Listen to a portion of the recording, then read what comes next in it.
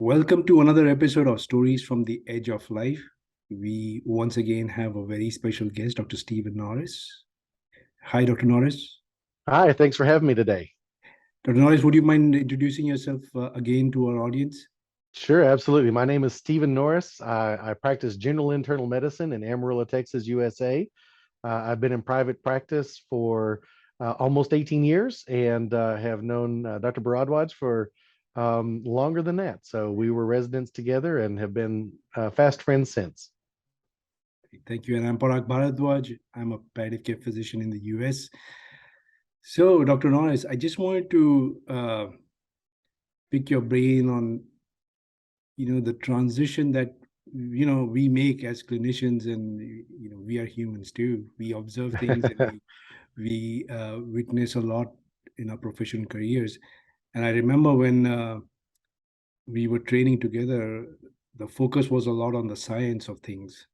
Absolutely. You know, doing a physical examination, getting a history, um, ordering labs, interpreting them, coming to a diagnosis, and then treating the patient, Hmm. right? And Absolutely. so, if you wouldn't mind just sharing with the audience, you know, the typical mindset you and myself included had when we were training versus, has that mindset evolved to where you are now today? Hmm. Sure. Like you said, early on in our careers, it's all about data. Medicine should be data driven. Show me the science, learning all these protocols and evidence based. And that's the way medicine should be driven. That's how we know that we can make effectual, repeatable treatments for patients. And in that, there's this idea that information becomes knowledge and knowledge becomes power.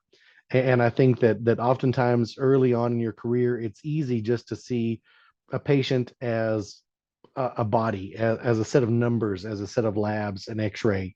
And in fact, even there are times that people are even addressed that way. Oh, it's that pneumonia in curtain so and so. And I think that it's easy to do that because again, during that time in your career, it's about acquiring that knowledge. It's about being able to assimilate that into a set of tools that you can then use to treat patients across the board. You have to gain that experience. And in that, unfortunately, it's easy to lose sight of the fact that, these are people. And I think that one of the things that I've noticed in my career, the longer I'm in practice, the medicine part of what I do honestly becomes routine day to day. I tell people I have what I call the big five, and it's the five things that are most commonly treated in my office. Those are going to be things like high blood pressure, diabetes, high cholesterol, thyroid issues, and depression. And that's most of my day, variants of that with different people. But I think that what I've learned through time is that the people are what's important. That's oftentimes the harder part of my job is kind of learning how I should relay information. Not everyone is going to take information the same way. Some people may just want it, very cut and dry, very blunt. Other people may want to have lots of time and the ability to absorb and to know that there's compassion being delivered with that. And so at the end of the day, you end up treating as much emotion as you treat patients and illnesses. That's true. And while we are dealing with the emotions of patients, we have to deal with our own emotions as well. Hmm. That's exactly right. Emotion is one of those things that I think as humans, we're all emotional, at our core. I tell people all the time, you're never responsible for your emotions. You're always responsible for your reactions. And in that, I think that it's easy to have um, patients who, oftentimes they don't come to us in their best state. They're ill, they're frustrated. They've been to other physicians. They haven't received any answers. They haven't had any meaningful treatment. And when they show up at my door, they've already had an experience. And in that, they're going to bring that experience to my office. And sometimes it's in a positive way, and sometimes it's in a negative way. And there are times when I find that patients are short with me or they come across as rude, and I have to check myself check my emotion to say, okay, this person is here because they need help. And I don't know what's led up to this point, what their experience has been, how they've been treated at other places, what kind of news they've been told, or how many times someone has backpedaled on something, kind of changed their mind and told them, oh, it wasn't that, it was something else. And I don't know any of that. I don't have that luxury of that history at this point in time. And just constantly remind myself that my saying in my office for my staff when someone is short or rude to them is that it always takes two people to fight. And so that, sometimes my emotion just has to be swallowed, my pride has to be swallowed, and I let patients voice their frustrations, even if it's on a personal level with me. That I can listen to that and still remain objective to take care of them, but understand their humanity in that. Absolutely. And I think there's a therapeutic value of letting people vent out. Absolutely. So I think that being able just to vent their frustrations, whether with you or not, sometimes I call it, it's just the person you happen to get a hold of that day.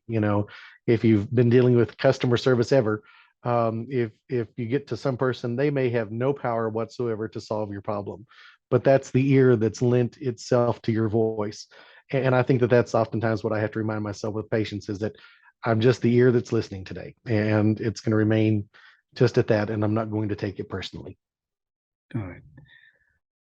Now, Dr. Norris, one thing that really struck me when I first met you is that you're a brilliant person, you're a brilliant clinician, uh, uh, and I always thought that you could have chosen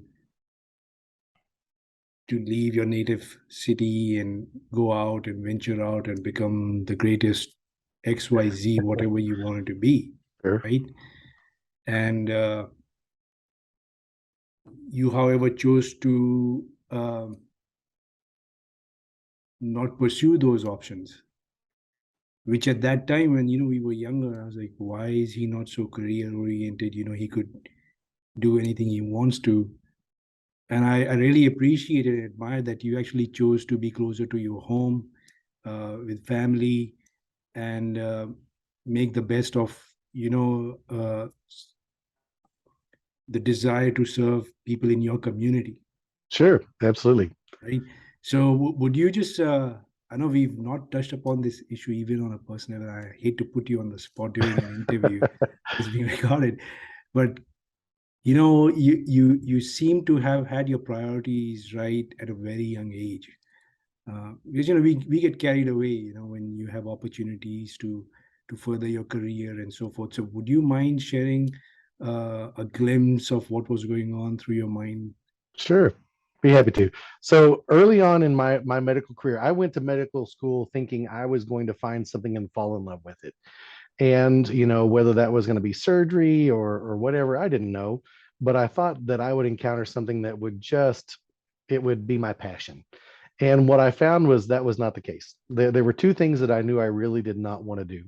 And one of those was obstetrics and gynecology. I did not want to be a baby catcher. And I did not want to do psychiatry. Those were the only two things that I knew. Outside of that, everything was a possibility. And in medical school, I had an opportunity to work with a cardiologist, and really that tickled my fancy. I enjoyed the fact that I get to do procedures. That's exciting. It's always a challenge to do those sorts of things. And then I get some chronic care. The medical school that I went to did not have a surgical residency program. So as a medical student, I was doing things that most surgical residents don't get to do until their fourth or fifth year of training. And amazing procedures. I got to be first assist on a pancreatectomy, a Whipple procedure, which is just unheard of as a third year medical student. And my medical school turned out a lot of surgeons for that reason. They got to see life as a surgeon, and that aspect intrigued me. But I didn't like the fact that patients were only there for a short period of time. I have found in life that I like to form relationships. I like steady states, and I like consistency. And to have someone in your office or under anesthesia for a short period of time and you'll likely never see them again didn't seem as rewarding to me. But cardiology, where I had this opportunity not only to do procedures, but to engage with people on a long-term basis, that seemed to be much more appealing. And so for that reason, I chose to do internal medicine. I started internal medicine with the sole intent of going in or pursuing a fellowship or specialty training in cardiology. Specifically, I was going to do electrophysiology. And you mentioned the fact that I'm in my same community. This is where my family is, and family has always been a big part of my life. And I knew that this is where I wanted to practice. I feel like the area I'm in Texas, in the Texas Panhandle, it's a very homey place. People are very friendly. People really do care. When someone says, "How are you?" on the side of the street, they really want to know, "I'm fine," or "I'm not having a good day," and they'll listen to that. People still hold the door open for you, and there's common courtesy, and that's something that I've grown to appreciate in my lifetime. And during my time during my internal medicine training, I did a rotation with a cardiologist that was on staff with my medical school, and he was a very thorough man, thorough almost as residents we thought to a fault. His patients never seemed to leave the hospital. He knew every detail about them from start to finish. And there was a Monday through a Thursday when I worked with him that he had not seen his daughter awake. And at the time, I was married, but I didn't have children. And I knew that I would someday. And I thought, I don't want to be a father in absentia, a father who's there by, name alone, but never gets to see his children, never gets to see them grow up, to go to their school plays, to be there at their baseball games. And I had actually completed my fellowship applications for applying for a fellowship in internal or in cardiology, and they are in their envelopes today. They have stamps on them. They are in a filing cabinet in my home, but I made the choice that family was more important to me than that part of my career, that's not what I wanted out of life, that I wanted to be able to experience that life with my family. And that's really when I made that decision to pursue my career in general internal medicine. And truthfully, I haven't regretted it in the least. I've been in the same practice since I began my career. So upon completing my residency, I joined a group here in my hometown of Amarillo, and I'm with a great group of physicians, very brilliant minds, much smarter than I am. Your flattery gets you everywhere, but I can't tell you that it's substantiated. Um, but I have a rewarding career because I've got a chance to know many of my patients who still see me from the time I opened my doors. A lot of my patients have been with me for more than 15 years. And in that, we've developed a history together. They've seen, they learn about my kids.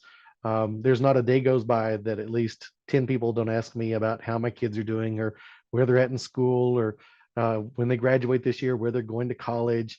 It really is, it's a blessing to me. I love my time off. I love my time away from the office, but I truly don't work because I love what I do. Wow, thanks. Yeah, again, I really admired you making that decision because I was there when you made it. Absolutely. Um, it didn't make a lot of sense to me then, but it makes a lot of sense now, right? Uh, Uh-huh. and I think it's we all learn, right? I think in medicine, a lot of physicians have to sacrifice a lot on the Absolutely. personal front to be able to take care of patients. I know at times it looks very glamorous from the outside, um, but it comes with a lot of sacrifice, It does. right? Yeah, I think that, like you said, it looks glamorous from the outside, but people don't realize that oftentimes the sacrifices that do occur, um, it's you hear terrible things at the office. You have to deliver terrible news to people. I tell people all the time, the least favorite part of my job is to tell someone they've got something like cancer, a terminal illness, or whatever bad condition they have. Because when you're looking at these people, if you have any compassion in your life at all, you see the effect that it has on them. Um, you see just that blank stare that they get from the shock of receiving this news, and it it takes a toll. When I have to deliver that news, I always say a little part of me dies. That day, that's really rough, and there's no kind necessarily way to do that. You can't deliver bad news. You can deliver it with tact and compassion, but it's never kind, because the impact that it has in someone's life. And to try to separate that so I don't take it home to my family, is always a challenge. You put up this front. I think that I tell people I'm two different people. There's the doctor me, and then there's the person that I am at home. And they have to be, in essence, to some degree, two different people. At home, my life is very quiet, it's very reserved. And at my office, I'm, very outgoing and able to carry on conversations. But I think that if there's any humanity in you at all, that you can't see the impact that we have in a patient's life, how they rely on us, how they trust us. And I think that's a tremendous honor, something that is one of the most precious parts of being a physician. Right.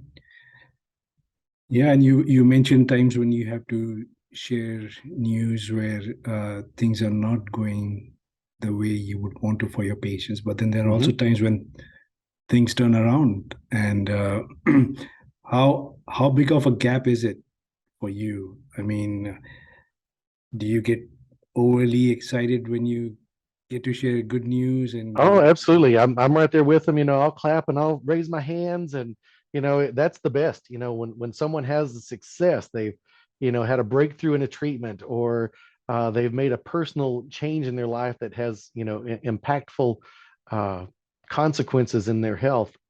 I really do get excited.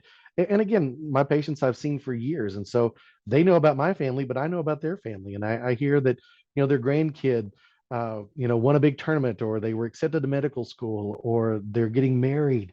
Those are successes and things that I think, just as a human being, we get to experience together. And it's oftentimes that's the most meaningful part of my job. It's one thing to treat an illness, but another one is going to come along. But to see someone have a meaningful change in their life, a meaningful experience in their life, and to know that their their their quality of life, their just their experience has been better because of that, I think is the ultimate reward. right? So you're looking at your patients' lives in snapshots when they make appointments with you over a period of time, and they're Hmm. doing the same with you, Absolutely, right? Which is a luxury not everybody has, not every physician has, absolutely. right? So we you did touch upon, sometimes you have to there are times when you have to deliver not so good news to patients. Hmm. Uh, what effect does it have on you, and how do you sort of try to process those situations? Sure. So, I try to prepare myself before I go in. I try to have all my tools in front of me, know exactly what I'm going to do. In my mind, I've even rehearsed how this speech is going to go, what I want to say to them, the things that I want to cover, how I want my physical appearance to be, how I want, I don't, I think that maintaining hope and patience is very important, that everyone needs hope. And so I always tell patients, this is the news. And I always deliver that with as much tact and compassion as I can. But sometimes I leave a room and I have to go collect myself. I have to come back to my office and I have to sit down and I have to take a moment, meditate, or just to, I've had times where I've come back and I've come to tears, and I just have to have a moment away so that I can compose myself for my next patient, because my next patient requires me to be at my best, and they deserve that, and that's when I want to deliver them. And I think that it's not always an easy way to do it. And I think that sometimes there are physicians who turn to unhealthy ways to deal with that: alcohol, drugs, addictions of various sorts, because it helps to numb that, because it is impactful. It to see someone receive news or information that's not good for them, and to see how it affects their lives. I don't think you're human if it doesn't affect you some way. Right. Yeah. So in a way, you're talking about coping skills, right? Yes. That we physicians have. So, what is the coping skill that you have? How do you cope with what is it that you do? You mentioned a few things, like you come out and you give yourself some time to process Mhm. it, and you mentioned meditate. Uh, do you ever get over it? You think? I think you learn to process it. I think that the impact that our patients have in our lives is the fact that they do leave lasting impressions. That there are stories that I can go back to from, my very first experiences in medicine. They're like scars. Scars don't hurt, but they're a sign of your wound. And it's not to say that they're all wounds, but I think that you've learned to process those. You grieve those things. And I think that we all find different ways to do that. I like distraction, so that's one of the reasons why family is important to me. Um, I like to get outdoors and spend some time out there, and it's just something different than what I get to do on a day-to-day basis at the office.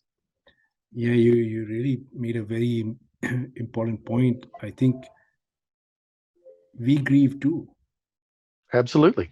right?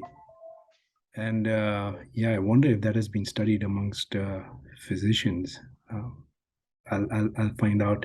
Now, the other thing is you mentioned, you prepare a script in a way, Mhm. lack of a better word, when you go into a patient's room. How often do things work out the way you scripted them out?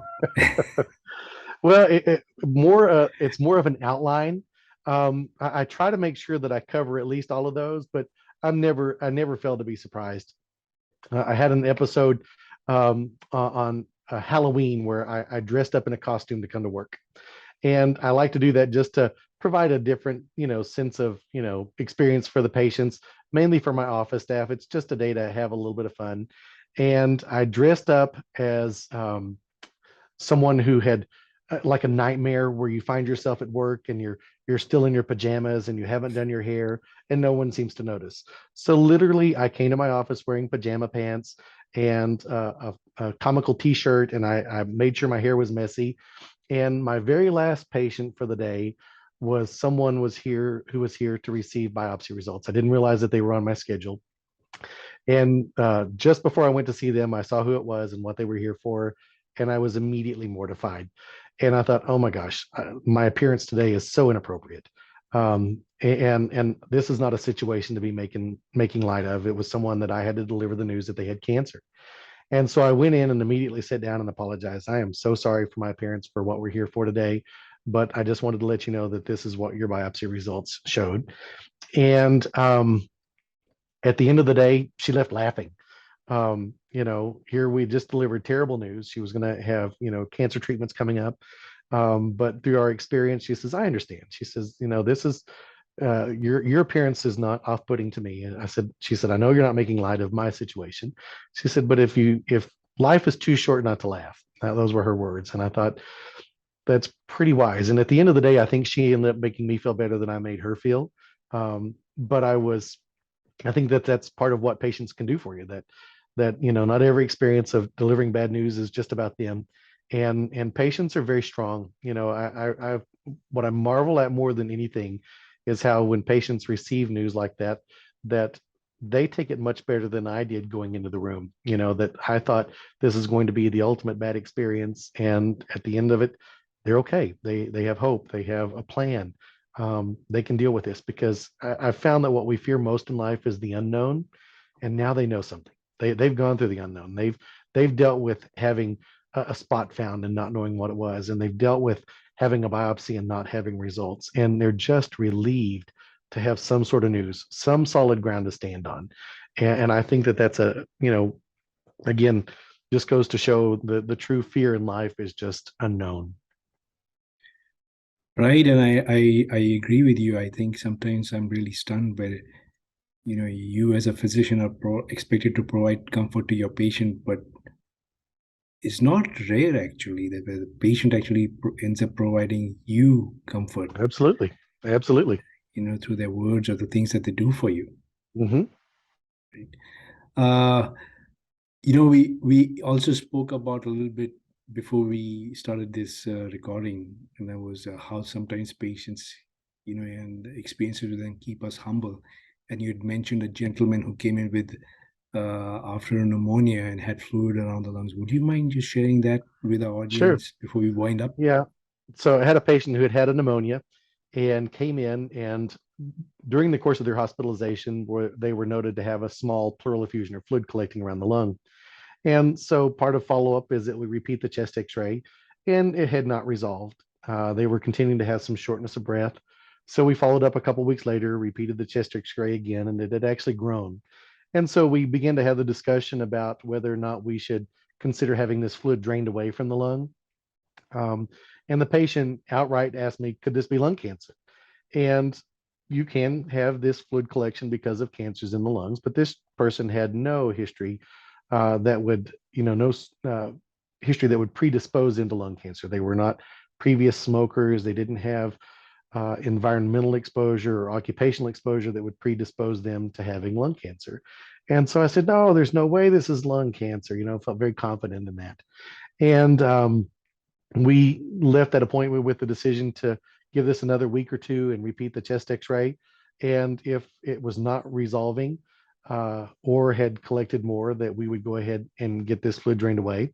I was ready to have it done, but the patient thought, more than anything, they would like to give it a little bit more time. Less than a week later, they changed their mind and decided to have the fluid removed. And we study this fluid that we removed from the body, and they look at it for any cells that may be in there. And when they do that, the pathology returned with a diagnosis of lung cancer. And so in this patient who didn't seemingly have any risk factors, they were left finding out they had metastatic stage 4 lung cancer. And they were not angry with me. In fact, I just saw them this last weekend out at a restaurant, and we waved and exchanged pleasantries. They're due for a follow-up here anytime soon. They're undergoing treatment with their oncologist. But at the end of that visit, I had this feeling of I had let the person down, that I had failed them because I told them they didn't have cancer. And the truth is I didn't know it. And based on their risk factors, I felt confident in saying that was unlikely. And it humbled me in the fact that I have to constantly remember that risk factors are not people. Risk factors are not what life is today. They're just risk factors. And so in that, I need to be cautious of how confident I am in portraying, well, or in relaying information that I truly don't know the answer to. And of course, this patient's not at all upset with me. No mistake was truly made. We were proceeding along that investigative line to discover this. But I felt like I had, let this person down to some degree. And those are hard things to get over. Those are things that I carry with me. How do I make that situation better? How do I not repeat that event? And I think that those honestly are the things that I probably that weigh most heavily on me. Whether it had an impact on the patient or not, it doesn't really matter. No, I appreciate you saying that, and I think the profession we are in, it's a process of constant learning, not just from the medical perspective, but also from a humanistic perspective as well. Absolutely. And I really appreciate you being so candid and giving a glimpse to our audience as to what a kind, humble, and outstanding physician Well, you're too is kind. like. Right? No, I know it firsthand. I've seen it. I've witnessed it. You're gonna make me blush. So, Well, I appreciate your time, and I hope you will be kind enough to come back and spend some more time with us in the future. absolutely, I'd be honored to. Thank you very much. Thank you.